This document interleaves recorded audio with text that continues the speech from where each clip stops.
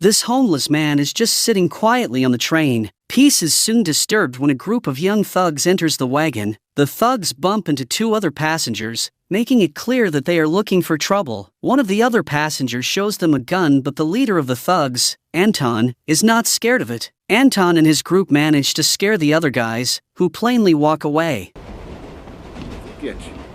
After telling his friends that they are going to move some weapons this week, Anton sees the homeless man and thinks that this is a good time to make some new friends. The young troublemaker tries to steal the man's alcohol, but the man grabs his hand and holds tight to it. This man is not just any homeless man. In fact, his name is John Reese, a special agent who has seen quite some action in the past. Anton tries to pull his hand away, but John holds it firmly. Then, he decides to release it, but Anton is still not happy. He teases John, saying that he has not brought enough alcohol for the whole group. You bring enough for the whole group? These young guys have no idea who they are messing with, so that's probably why they try to corner John. John acts fast and takes care of them, breaking their hands, kneeing their sensitive areas, and hitting their throats just enough to make them gasp for air. The five of them are taken to the police station. Officer Carter takes a look at the video footage and then enters the room where John is being kept. Carter jokes with him, saying that he should have done her a favor and land some more punches on those punks. Carter tries to make small talk. John remains silent, but Carter comes up with an idea to find out who he is. She offers John some water and replaces his previous plastic cup with the new one. She is very careful to carry the cup while touching it on the inside instead of grabbing it like a normal human being would. Carter excuses herself and gives the cup to her guy in the service. The forensics guy scans the cup for fingerprints and then compares them against the police database. They find out John's real name and that he has been involved in multiple crime scenes. In addition, there are 4 active arrest warrants for him in 4 different countries. He is definitely a man with a long story. Even though Carter would love to know more, but he is soon released by a mysterious lawyer. The lawyer takes him to his employer, Harold Finch, who wants to have a talk with Reese. As it appears, Harold is a rich man with lots of access to information. He seems to know everything about John's past. He also knows that John is trying to drink himself to death, so he proclaims that he is what John needs, which is a purpose and a job. Finch takes him to the center of New York City to tell him that somebody dies every 18 hours in New York. But what if they could stop that? Finch claims that he has a list of people who are about to be involved in crimes. He points John to a woman named Hanson, and tells him that something is going to happen involving her. The problem with Harold's list is that he can't know if the name on the list is going to be the victim or the perpetrator. Therefore, he wants John to follow this woman, find out what is going to happen and save the victim involved. On the other hand, John believes that Harold is just a rich man who is stalking his ex-girlfriend, so he plainly walks away. Harold's men try to stop him, but John handles them in a matter of seconds. Later, Reese spends some time in a hotel, shaving in order to change his appearance. That night, Finch sets him up by playing a recording of a murder that took place 3 years ago, right inside the next-door hotel room where John is spending the night. Finch jokes by saying that John is too late, adding that he was also late for his friend Jessica. This reveals that Reese had a girlfriend he loved and lost. Although John is angry at Finch,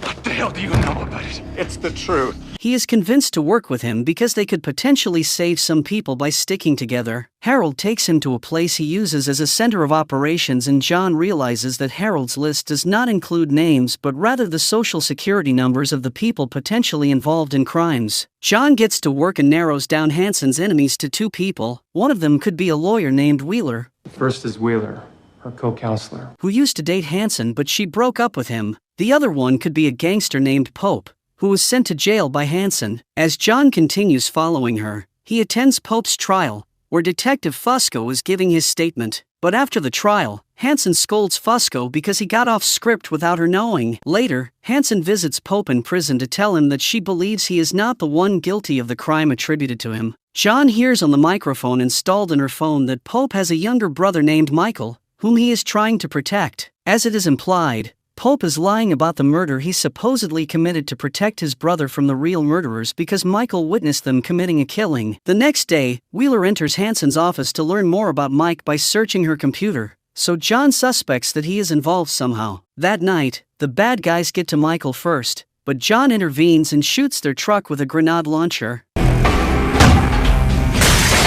Reese saves Michael, and also steals some badges from these bad guys, revealing that they are dirty cops. Reese starts watching over them and finds out that they are working with Fusco. The dirty cops kill people to keep their mouths shut, while Fusco sets up innocent people to go to jail. Now, John wants to know more about Harold's list, and the latter reveals that after the attack of 9/11, the government hired him to build a machine that combines information on people, receiving that information from all the cameras and microphones in the country. The machine produces two kinds of lists, one focused on possible terrorist attacks and one focused on other kinds of crimes. Harold has built a backdoor to receive this second list, but all they get is the social security numbers, so they have to do some work to find out what is going to happen. John continues his work while he believes that Hansen is in danger, but as it appears, Hansen is working with the dirty cops, who also killed Pope last night in his cell. Hansen tells the dirty cops to also kill Wheeler because he is digging too much. The problem is Wheeler. While Fusco appears behind John and points a gun at him, John escapes Fusco's custody, as he is taking him to the desert in order to kill him, and returns to New York. The dirty cops are about to kill Wheeler while they frame a thug for it, but Reese is right on time to stop them. Then, he takes care of Hansen by mixing some recordings up. Finally, he blackmails Fusco to work for him, because he is going to need somebody from the inside to work for him. A few days later, John enters an elevator and starts speaking with a guy named Bill. He asks the man if the flowers he is holding are for his wife, but Reese already knows the answer. He starts saying that some women abandon their partners when they learn that they cheat on them, but other women hire two guys to make it look like a robbery gone wrong. With that, Reese takes up the two guys following Bill and tells him to call a good divorce lawyer. The next day, the machine has a new number for Harold and John to work on. This time the number belongs to a girl named Teresa, but her case is a bit special. Harold takes John to the cemetery and tells him that Teresa is supposed to be there. Her father was a real estate developer, but the market crashed and he went bankrupt. That drove him crazy, and he killed his family on a weekend trip before turning the gun on himself. Harold proclaims that the machine sees everything, so if her number showed up, it means that the girl is alive. Reese visits Fusco to ask to get this case's file from the police, and Fusco has no other choice but to oblige. After reading the file, John tells Finch that this was a professional hit. The hitman made it look like the father did it. Made it look point blank, like the father did it.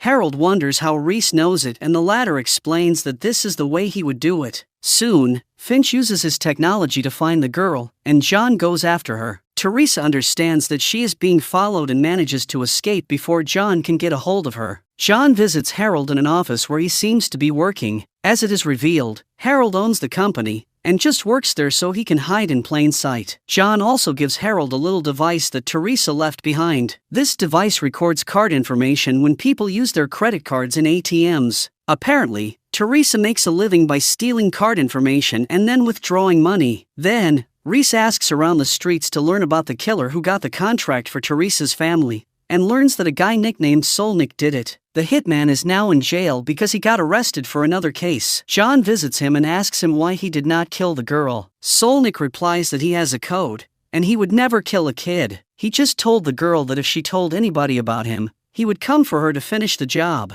Reese wants to know who hired him, but Solnick says that he only met the man who hired him once and he got paid in cash. No names were exchanged. Soon, Teresa tries to sell some banking information online, and Finch is able to track her. Reese finds her, but they are intercepted by an assassin who was after the girl. John saves the girl and takes her to a hotel, where she reveals that her father blamed her uncle Derek for what happened to him. John finds Derek, and discovers that he worked with two big contractors to kill his brother because his land would be inherited by him. They did it because that piece of land is now worth 40 times its old value. However, they are now looking to kill Teresa, because they know that she will inherit her father's land if some legal entity discovers that she is alive. John finds one of these big contractors and runs a large truck over his car.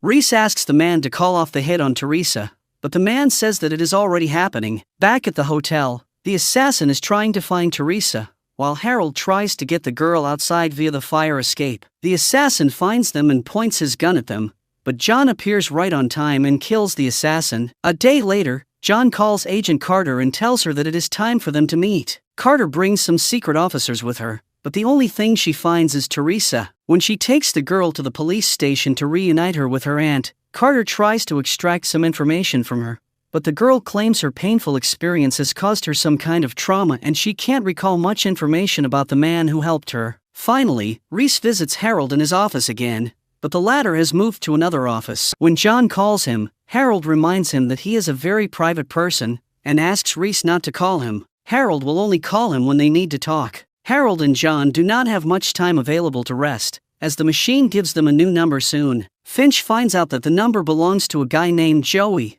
who is a soldier in the military and has received various medals for his bravery. Reese starts watching over Joey, who works as a groom at a hotel. You look fabulous, Mrs. J. Soon, Joey sends a weird message to a number and leaves work. John follows him, and they end up inside a bank. Joey wears a mask while his accomplices enter the bank and commit a robbery. John is unable to do anything as he is pinned on the ground. The guard tries to reach for his gun, but John stops him because this is not a good idea. After the robbery, Harold wants to get done with this case and suggests they turn Joey into the police before anybody gets killed. Or someone winds up dead. Finch. However, Reese wants to learn how such a good soldier got involved with armed bank robberies. He watches over Joey for a while and figures out that he is connected to a network of former soldiers who commit robberies. Reese finds the information he needs in order to construct a good story and meets a former sergeant named Sam, who owns a bar. He claims he is looking for a job with a high pay and a supposed dead Marine friend of his suggested Sam in the past. A few days later, Finch sets up the team's driver so he can be arrested by the police. We got weapons here. Shotguns. This opens up a slot for Reese to be a part of the team and he has his first meeting with Joey and his team. In the meantime, Carter watches the footage from the bank and sees the back of John's body saving the security guard by preventing him from grabbing his gun. When John meets Harold again, he claims that Joey does not look like the kind of guy who would kill somebody. Joey's not one of them. It's one thing to kill when you are at war and another to kill innocent people. Reese pretends to meet with Joey randomly and starts asking him when they are going to do a job. Joey explains that depends on Sam because he is the one who gives the orders. The two of them grow a bit closer after they pick a fight with two bankers. So Reese starts asking if Joey has any kids because he knows that this soldier is connected to two different women. Joey wants to keep his business private, so he just says that he has some obligations to take care of. A few days later, the gang calls Reese for a mission, while the police manage to find out the identity of one of the gang members. The group robs an underground gambling site that belongs to the mafia, and they leave the place right before the police get there. Sam prepares the team for another hit, and Harold believes that it is time to put an end to this. Reese asks for some more time because he wants to protect Joey. He's learned that one of the women he meets is his girlfriend while the other one is the wife of his buddy at war. His buddy has a daughter, and Joey has made it his mission to gather some money for her so she can grow up comfortably. His wife had just had a baby. John joins the gang in their next mission, which is to steal the evidence of a case that has something to do with somebody named Elias. Finch discovers that Sam is setting the team up and warns Reese about it. When the guys hand the case files to Sam, he kills them, but Reese manages to save Joey and advises him to skip town. Later, Sam hands the case evidence to an unknown person. When Reese finds him, Sam is already dead. After all the stress these guys go through, Harold decides that it is a good time for him to visit the doctor. Although he experiences some back pain and needs some pills, his main purpose for visiting is to steal Dr. Tillman's hospital radio. The machine is given her number and the good guys have to find out what's going on with her. John starts watching over her and realizes that she is quite a lonely person. She is all work and no fun. One night though, Tillman decides to go out and a guy hits on her. He tries to follow her, but Reese takes care of him. But back inside the club, Reese sees a guy named Andrew who bumped into Tillman earlier that day. Reese repays the favor and bumps into him, only to find out that this man carries some drugs with him. John learns from the bartender that Tillman visits the club every night alone. Most probably, she has gotten Andrew's attention. The next day, John breaks into Andrew's apartment and steals his files from his computer. When he reviews them with Harold, they find that Andrew is a predator and he is constantly looking for opportunities to exploit women. He also has a criminal record from college, but that record has been officially deleted. In the meantime, Carter reviews the footage from Jonna's team when they entered the headquarters to steal the case files. She understands that one of the thieves had a brief interaction with Harold. And look, little guy said something back, right there. and they exchanged some words. Later that night, John watches as Andrew approaches Tillman in the bar. The two of them have a quick flirting encounter before leaving the bar. Andrew invites Tillman back to his house, but the doctor is not up for it. As Andrew walks away, Tillman follows him and uses a camera to zoom in and watch his moves more closely. John calls Finch to tell him that Andrew is not stalking Tillman, but rather the doctor is stalking the banker. John goes to Fusco to help him get Andrew's old file. When he reads it, John puts the dots together. In college, Andrew was accused of sexually assaulting a young woman, but the charges were dropped because nothing could be proven since the girl was 2 days late to report the incident. Later, that girl committed the unthinkable by consuming too many drugs. But that girl was not just any girl, she was Dr. Tillman's sister, so the doctor is looking for revenge. The machine gave them her number because she is going to try to kill Andrew. As for Harold, he gets a visit from Carter, who asks him what the robber told him. Of course, Harold lies, and claims that the robber told him not to stare at him. In the meantime, John continues his investigation, and discovers that Tillman has bought enough chemicals to make Andrew's body dissolve after she kills him. John's plan is to make Andrew disappear somehow so that Tillman can't execute her plan. Reese does what he has in mind, and causes an accident using Andrew's car, while he has loaded it with drugs. The police arrest Andrew, but he is let go the next day. Reese thinks this should not be happening, but Fusco explains that this guy is rich and has 4 lawyers with suits more expensive than his yearly salary. That night, Tillman enters Andrew's apartment and tases him. Then, he drugs him and carries him to her van in a wheelchair. However, John intervenes and asks Tillman to sit with him because he knows who she is carrying to the back of her van. Guy, you got tied up in the back of the van. John manages to convince her not to kill Andrew, because if she does, the most important part of herself will die. Tillman is not a killer, but rather a person who helps people. Reese takes Andrew to a secluded location, and the two of them start an interesting conversation. Actually, John tries to determine if he should allow Andrew to live because people might change, or if he should kill him because people do not change. John wonders if there are good people in this world anymore or if there are just good decisions to make. He also wonders if he will regret more allowing Andrew to live or killing him. Finally, John asks Andrew to help him reach a good decision, and the episode cuts to black. A few days later, the machine gives Finch the next social security number, which corresponds to a man named Samuel Gates. Samuel works at a Supreme Court as a judge, and the rumor has it that he is very fair. He is a tough judge who has declared war on crime. Consequently, it is not unlikely for him to have made many enemies. John follows him around, and realizes that a few guys are after the judge. One of them is about to make a move, so Reese prepares for a fight. But then he sees the man pulling his phone out, sending a message and throwing it in the dumpster. John turns around to grab that phone, and reads a message that talks about Samuel's son finishing school. John says they have been following the wrong person. I think we've been following the wrong Sam Gates. While at the same time, some bad guys try to kidnap Samuel's son. Reese tries to stop these men, and engages in a fight with them, but one of them pulls a pistol and shoots him. Reese drops unconscious, while the bad guys take the kid away. Soon, the judge receives a phone call from the kidnappers, who tell him that they have his son. They prompt him to wait for their call and not tell anyone about this. The judge is devastated by this news, so John decides to get near him to try to help. Who are you?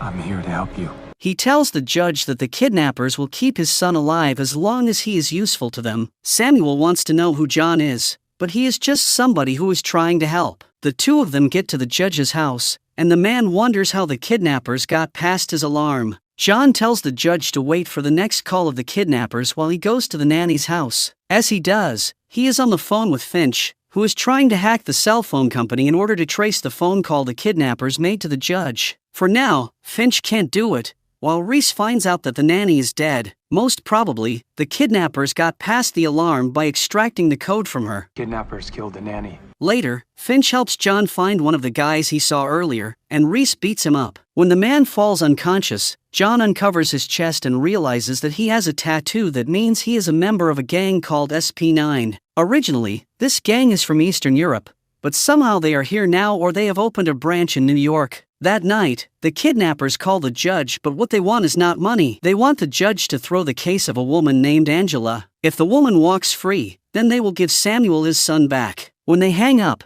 the judge reveals that Angela's case is a simple one. She ran over somebody and abandoned him. In the meantime, Finch learns that the SP9 gang has expanded their operations, and they have built a presence in around 18 countries. The next day, Samuel has to rule Angela's trial and he helps her case go well. However, he stalls as long as he can before reaching a decision. The gang boss calls him to ask him to stop playing games, but Samuel proclaims that he has to do this the right way. As for Reese, he has interrogated the guy he caught earlier, and has gotten the location of a place where the man goes to get paid. He visits the place and finds $500,000 there after beating two guys guarding the money. Finch listens to Angela's conversation with the gang boss on the phone and puts the dots together. Angela works in a bank that is producing some kind of software that spots money laundering, but she can turn it off with a click on her computer. Most likely, she is working with the gang boss to help him launder his money. The gang uses online payment methods to pay for their expenses, including human assets such as lawyers. The next day, Finch pretends to be working at the bank and steals some information from the servers. As the trial continues, John tries to find Samuel's son, but the kid is not in the place John believed him to be. Since the judge has no news of him, he is forced to free Angela of all charges. Not guilty on all charges. The gang boss calls Samuel to go pick up his son, but John knows that they are going to kill the judge. When Samuel arrives at the location, the bad guys prompt him to say goodbye to his son, but Reese appears with Angela and cites the information he knows. Angela turns the algorithm off for 3 minutes every morning in the bank so the SP9 can perform their transactions. That's how she is connected to the bank. The gang boss believes that the whole operation is burned. The operation's burnt. So he orders his guys to kill everybody. The interaction results in a shootout, with the bad guys losing. Eventually, Finch hands some evidence to a lawyer, so they can send Angela to prison, while the police find her tied up along with the gangsters. NYPD, anybody home? John Reese has to pretend he is a driver to get in touch with the next person that the machine points him to. He meets with a woman named Zoe Morgan, and pretends to be her new driver. Zoe is careful, so she calls the company to ask if they really sent her a new driver, but Finch is the one who answers the call and covers for John. John drives her to a location where she pays a guy to get a gun, but back in her apartment, Finch finds another gun. John comments that the only reason she would buy a second gun is because it is untraceable. Zoe changes her clothes, while John drives her to an event. He decides to follow her because he believes she might be the perpetrator. At the event, Zoe meets with a high-ranked officer and hands him the gun. Their conversation reveals that a police officer lost his gun, and Zoe just retrieved it for him to save him the trouble. Lastly, John drives Zoe back home, and she tells him to meet her again tomorrow. Be here tomorrow, 10 sharp. Finch asks John what he believes is going on, and the latter explains that she is a fixer. She does some favors for money. In a case like hers, there might be many people who would want her dead. In the meantime, the police find the dead body of a man who used to be the main suspect in an old case involving a dead woman named Marlene Elias. The case file that was stolen in earlier episodes belonged to her. Carter communicates with the detective who used to work this case, and he reveals quite some information. Marlene Elias was working as a waitress in a cocktail bar owned by a mafia don. The don had an affair with her, and Marlene wanted him to divorce his wife. The don got tired of her and hired this dead man to kill her back then. His case was bought by the don, and the killer walked free. Marlene Elias and the don had a son, who might be the one who ordered the stealing of the case file and killed the main suspect in his mother's case. Soon, Zoe gets in trouble with a guy named Mark Lawson, who was an heir to a huge pharmaceutical. He had her retrieve a recording showcasing his illegal affair, and after killing the reporter who had the recording, he now wants to kill Zoe as well to cut any loose ends. John intervenes and saves Zoe, while Finch poses as a major shareholder in the pharmaceutical in order to meet Mark. Harold's investigation reveals that Mark killed the woman he had an affair with, but things are a bit more complicated. Apart from having an affair with her, the woman was about to expose a huge scandal about one of the company's drugs. Mark could not let that happen, and took the girl out of the equation. John and Zoe break into the pharmaceutical's headquarters, and recover some deleted files from the main computer. Finch puts the info together, and finds out that the company's new drug has a mortality rate of 3%. 6 people out of 200, that's a 3% mortality rate. Which is too high. The company had tested the drug on some people, but they are all dead now. Most probably, they paid the authorities to keep this under their radar, so they could get the approval for their drug. Unfortunately, John and Zoe get caught. As they are tied up, Mark is about to kill them, but Zoe says that she has mailed a copy of the report to a person she trusts. Hope you don't mind. I emailed a copy to a friend. Mark negotiates with her, and Zoe agrees to take him to the guy who has the report if he promises to let her live. Before they go, Zoe tells John that he should not have trusted her, while she slips a paperclip in his hands. John cuts himself loose, kills the guy who was guarding him, and then finds Zoe in order to save her. The team of the good guys makes the information they have public, and the pharmaceutical is brought down, finally paying for their crimes. As they part ways, John tells Zoe to stay out of trouble, Stay out of trouble. but she replies that's not an option for her.